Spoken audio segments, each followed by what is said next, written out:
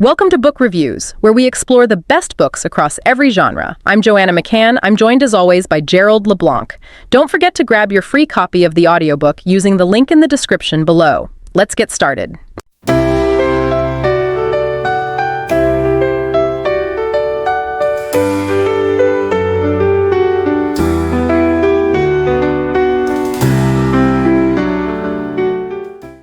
Ready for a deep dive into something pretty fascinating.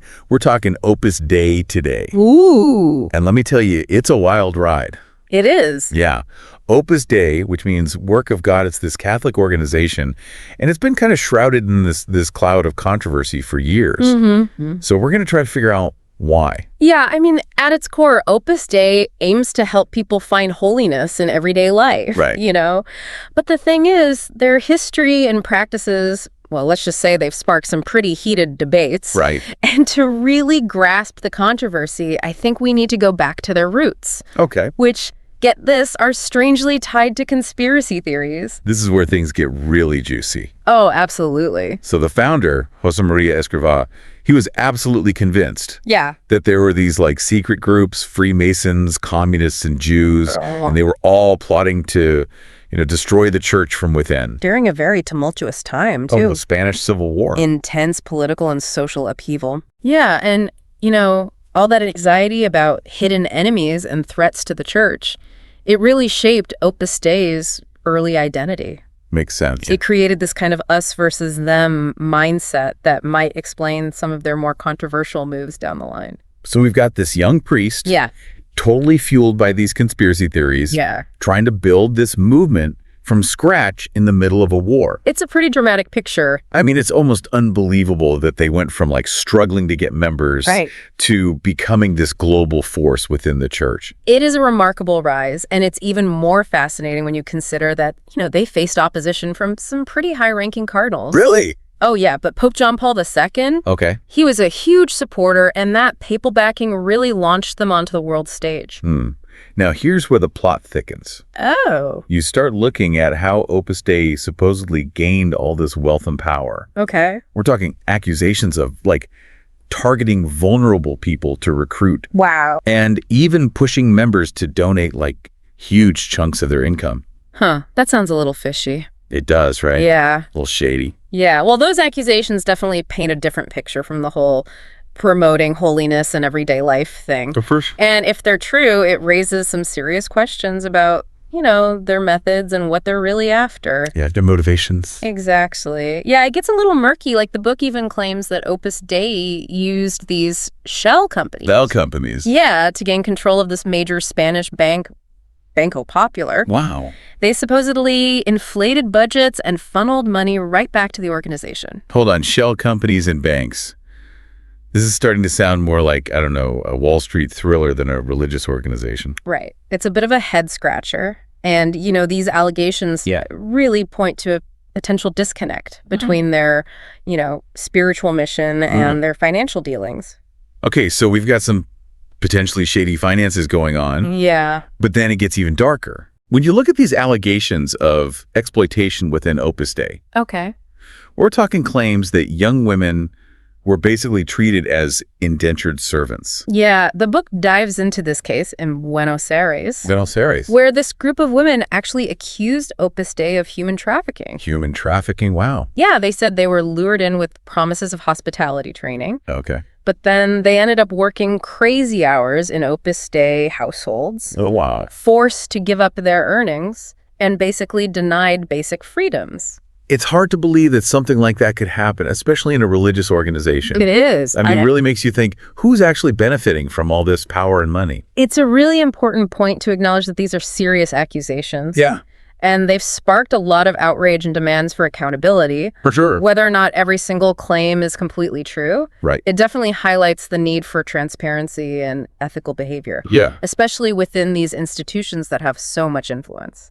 Now, I know some people are probably hearing all of this and thinking, oh, come on, this is just another conspiracy theory. Right. You always have to be cautious. Yeah. But this book, It's not just speculation. Bro. It's important to remember that it presents all this research and evidence, including financial records and personal accounts. Okay. Now, while it's always good to think critically and consider different perspectives, I think the evidence here deserves serious attention. And here's where things get really interesting. Okay. Especially for those of us here in the U.S. Yeah. The book actually suggests that Opus Dei has been trying to influence American politics. Interesting. Especially through figures like Leonard Leo. Oh, I see. This conservative legal activist who played a big role in shaping the Supreme Court. Right. Leo, he's been a major player in those circles for decades. Yeah. And he's been credited with, helping to get several conservative justices onto the Supreme Court. Right. And the book suggests that Opus Dei's connections to people like Leo raise some concerns about their potential influence on political decisions. Exactly. Stuff that affects all of us. Exactly. It's a big deal.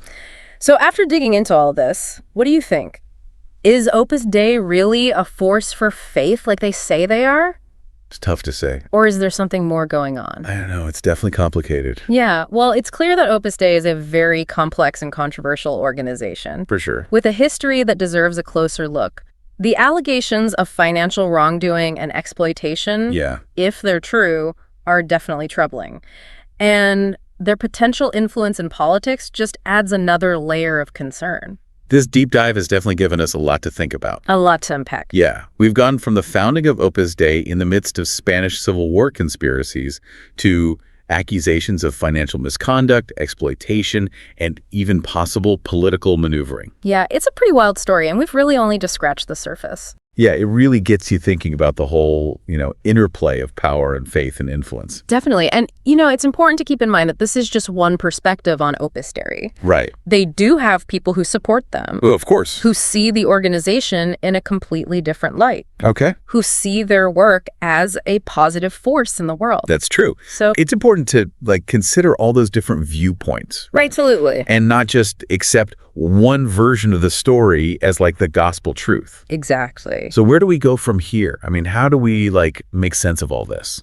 I think you got to dig deeper, Okay. Look into how Opus Dei has responded to these accusations, what their supporters have to say. Right. Explore resources from people who have actually left the organization. Okay. And hear their stories, their perspective. Got it. The more information you gather, the better equipped you'll be to form your own, informed opinion. So it's all about being an active participant in this whole search for knowledge, right? Exactly. Not just passively taking in information, but really thinking critically about it. Yeah. And seeking out different perspectives. That's exactly what makes this deep dive so interesting. It's not about telling you what to think. Right. It's about giving you the tools and the context to think for yourself. Makes sense. So as you learn more about this topic, remember to ask questions, challenge assumptions, and keep an open mind. Okay, so there you have it, folks. A deep dive into the world of Opus Dei. It's a doozy. Yeah, a world of faith, power, and controversy.